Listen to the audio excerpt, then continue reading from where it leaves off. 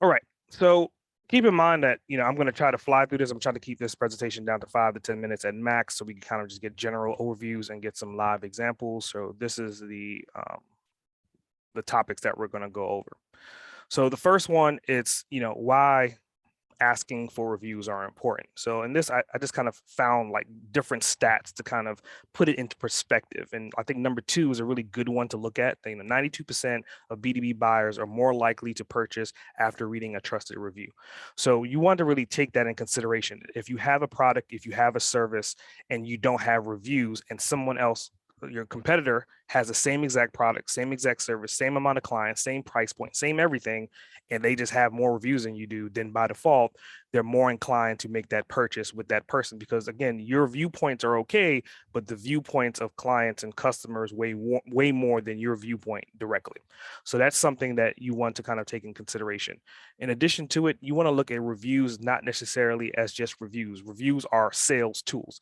The more reviews that you have, the more credibility that you can build in that foundation to say that you're not only an expert, but you've also helped other people in that space and in that segment, hence why someone else should make that purchase or work with you directly. If we go down to the next one, right? How to make it easy to ask and receive for reviews. So you guys have probably seen me talk about QR codes a dozen times. Since COVID has happened, QR codes are like back and they're live and well. So that makes it a lot easier for someone to transition, right? So think of these QR codes as calling information. Like it's a URL, but it's way easier for someone to scan an image and that image then go to wherever you want them to do a review. An example of that is I have a QR code in the covers of my books. So I make these stickers, and in the sticker in front of the book where I sign them, I put that QR code in and I'm asking for a review. So again, it makes it easy. Someone already has the book, they turn the front cover over, they have a sticker, they have a QR code. If they're reading the book, that sticker is always going to be there, and then they can transition from the book into the testimonial or into the review. And that review, it's a landing page, and I have options which I'll show you going into the end of this presentation. Going into the next one, what to ask for in a review or a testimonial. So the bare minimum, you want to ask for their name, you want to ask for their company, you want to ask for their credentials, and you want to talk about the experience. Now, the first 3 should be a given. It's kind of like basic information, but the last 2 is what you really want. You want to get the positive results of the outcome of whatever your product or service was done for them. And sometimes you have to guide them. Sometimes people will ask you, well, I don't know, like what, I want to give you a review, but I don't know what to say. This is when you will plug in, okay, how did it make you feel? Like, what were the results? What was the outcome of my product or service? Like, what was the benefit of using it? And it'll make it easier for them to then write a solid review for you.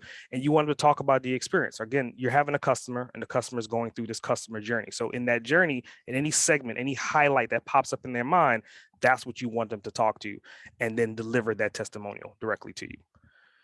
The next one would be, let me add her. Next one will be where to ask for reviews and testimonials. So this one is a longer list, but I would say on this one, there's everywhere and anywhere, right? But if you want to get more to the details, through a website, right? Through a website pop-up, through a landing page, through social media posts, through Messenger on social media, through thank you pages on your receipts, the back of the book, like I showed you, on a lead magnet, in presentation files.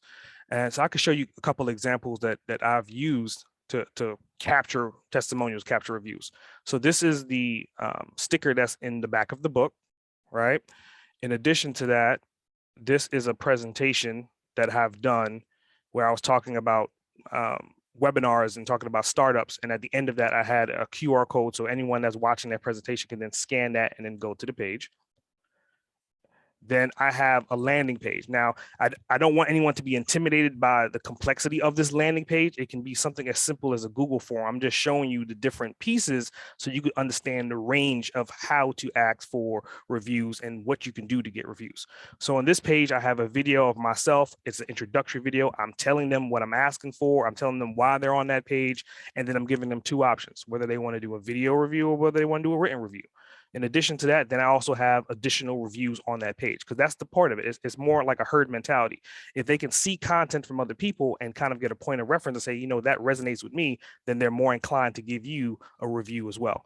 So on this page, I have a couple video reviews, and then I also have some written reviews, right? So, and again, you want to have both, because some people like videos, some people like written. You could easily transcribe your videos, or you could have written. That's why I have both of them on here. So there's 1 or 2, and then I'll just put all that content on the same page and keep it rolling and keep putting new content on there as the reviews come in. In addition to that, this is my book reviews. So if someone lands on this page, they have an opportunity to do a video review, a written review, or they could do an Amazon review. And the reason why you want to use these portals is then I can track the data. I can say, okay, you know what, 100 people landed on the page, and out of 100 people, maybe 2 people gave me a review. Then I can kind of contact these people and communicate with them and tell them thank you, so forth and so forth. So on this page, you can see it's the same exact format as the other one. There's a video review, and then I'm using images with written reviews for each one of the books. And then I'm also using like the Amazon reviews as well. So this is another environment to kind of put all that information in one place, so that where your users, when they see that content, then they're more inclined to give you reviews because other people are also giving you reviews. And last but not least, a Google form. So a Google form could also be, you have a QR code, they scan the QR code, and then that QR code is going to transfer them to a simple form. In this case, it's a Google form. I'm just asking for their name, their email, and then a checklist of like, about the information that they learned about, and then they have opportunity to do a written review or a video review. It's much like the landing page, but it's simpler. And it's easy to do because you're just building it through Google Forms. Go back. All right. So when to ask for these reviews, right? And I think this is a key component of when. At the end of a project is good. At the end of a speech is good. During a video, for example, YouTube video, LinkedIn videos, in person, during networking, we're in a networking group, right? During a podcast, at the purchase confirmation. I think that's a missed item. When somebody makes a purchase of your particular product, they've went through a customer journey and they've went through some emotional up and down, and they made a decision to make that purchase. So it's a good time to put that link in front of them for that, while their endorphins are running and they're happy and they made that purchase, to then convert and give you a testimonial or a review on the spot. Another one is who to ask for reviews. A lot of times people think they're just asking their clients for reviews. And when it comes to reviews, you can ask almost everyone, but these are the particular people that you want to ask for reviews directly to, right? So vendors, customers, clients, employees, friends, family, readers of your books, followers of your channels, listeners of your podcasts, mentors, partners, and users. So I want you to really look at this list, because again, you may have asked maybe 1 or 2 people, but what will happen if you ask all 12 of these people? If you have access to all 12 of them, then your reviews will be at higher conversion because you're asking more people. It's the rule of numbers. And then what you should not do when asking for a review, right? So being scared, like that timid voice that, oh, if you have time, or like, you just have to be very straightforward and give them the opportunity to give you a review. Make the review process very simple while giving them a link or a QR code, and then not being scared in your tonality and your voice, right? You don't want to say, hey, I'll give you something for a review, right? You don't want to say, hey, I'm gonna give you a discount for a review. You don't want to purchase reviews.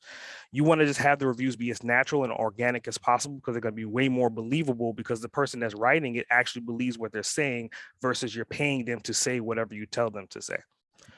And then last but not least, obviously, in this case, I have a review for this presentation. So do you guys have any questions?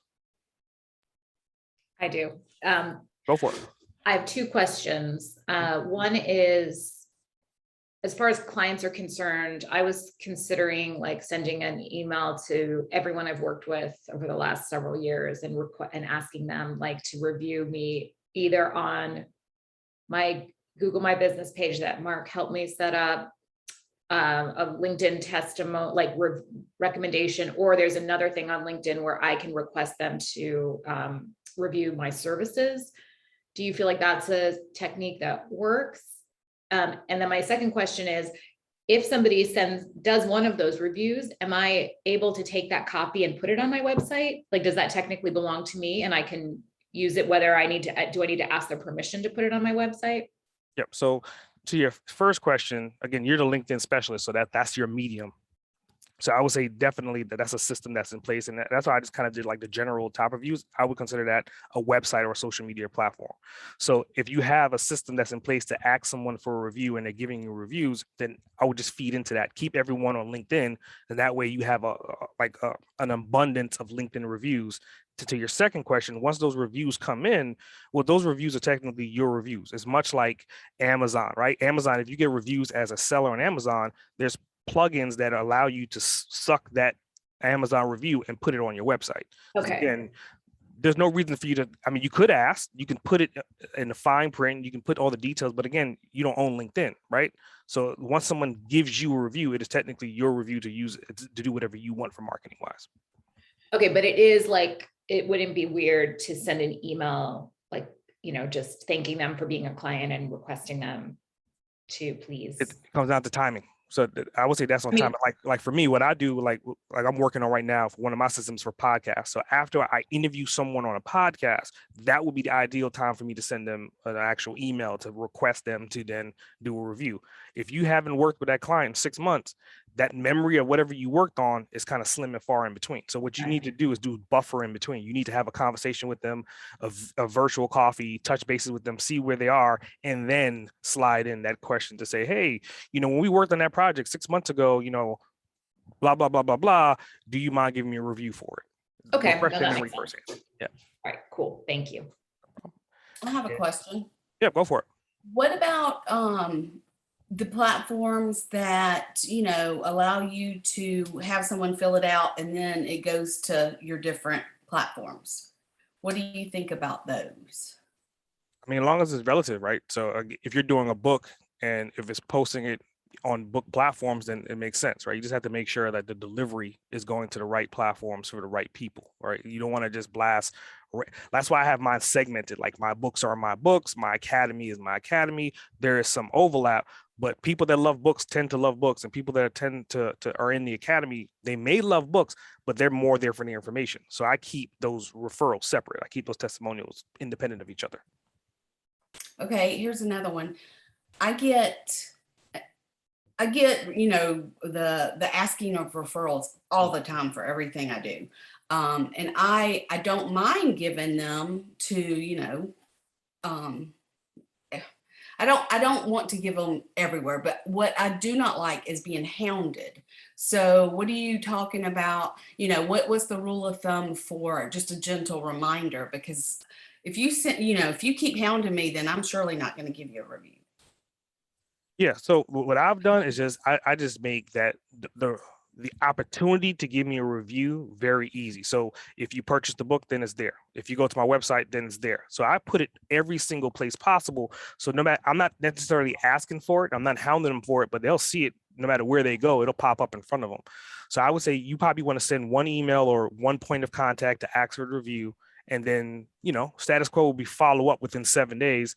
And that's kind of like the extent of it. After that point, you can put it in your email reminders, right? You can put it on your email signatures. So that way, if they're reading emails from you about another topic and they scroll down, they look at your signature, there is a review button right there waiting for them that technically you're not asking for, you're not reminding them. It's just there in front of them, in sight, in mind.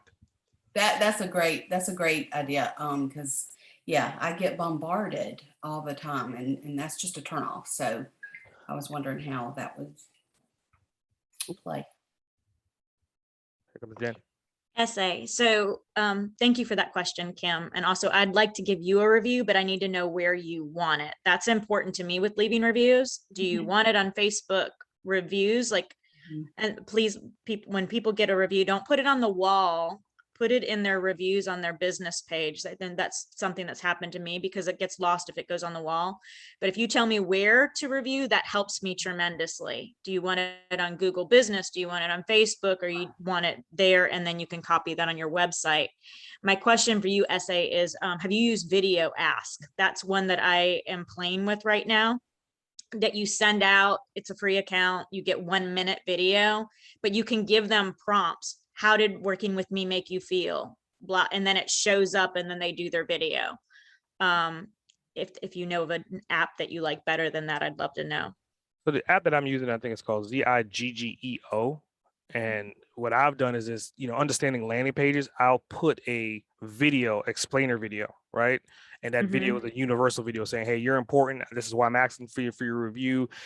what I need you to do is either click on the written review or click on the video review. And so I'm telling them right up front what I want. So if they click on the video review, then it just prompts them and it just gives them a button to kind of click and activate their camera and they can record it.